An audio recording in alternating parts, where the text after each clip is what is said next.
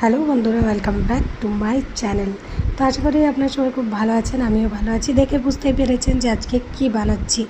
তো এই বর্ষার রাতে যদি বিরিয়ানি পাওয়া যায় তার থেকে আর কিছু ভালো হতে পারে না। তো ছেলের খুব জিদ ছিল আজকে বিরিয়ানি খাবো, কিছুদিন বানাইনি। তো আমি বাড়িতে বিরিয়ানিটা খুব সিম্পলভাবে বানাই, আর যেটা আমার বাড়ির সবাই খুব ভালো খায়।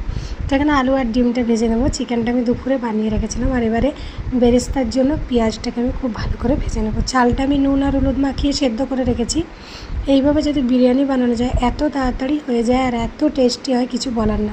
এখানে ঘি, গোটা গরম মশলা আর তেজপাতা নিয়ে নিয়েছি। কড়াইয়ের মধ্যে দিয়ে দেবো সাদা তেল, আর এভারেস্টের এখানে আমি বিরিয়ানি মশলা একটা নিয়েছি। একটু সাদা তেল দেবো, তারপরে ঘি দেবো, কারণ প্রচুর ঘি আমরা খাই না, শরীরের জন্য খুব একটা অনেকটা ঘি খাওয়া তো ভালো না। ওই জন্য লেয়ারে যতবার লেয়ার দেবো 2 চামচ করে ঘি দেবো। তো এবারে আমি ঘি দিয়ে দিয়েছি। ঘি দেওয়ার পরে একটা লেয়ার বানিয়ে নেবো। আগে গোটা গরম মশলা আর তেজপাতাগুলো দিয়ে দেবো।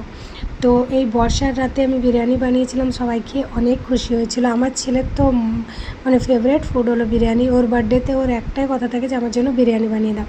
তারপরে চালটা দিয়ে, বেরেস্তা দিয়ে, বিরিয়ানি মশলা দিয়ে দিলাম। এবারে চিকেন দিয়ে লেয়ার বানিয়ে দেবো, 2 কি 3টে, যটা লেয়ার হবে বানিয়ে কিছুক্ষণ দম দিয়ে দিলে গরম গরম বিরিয়ানি রেডি।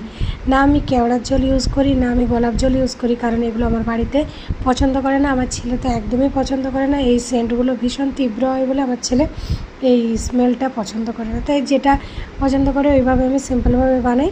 তো সিম্পলভাবে বানালেও অনেক টেস্টি হয় খেতে, আর দারুণ লাগে। একবার বাড়িতে বানাবেন আপনারা।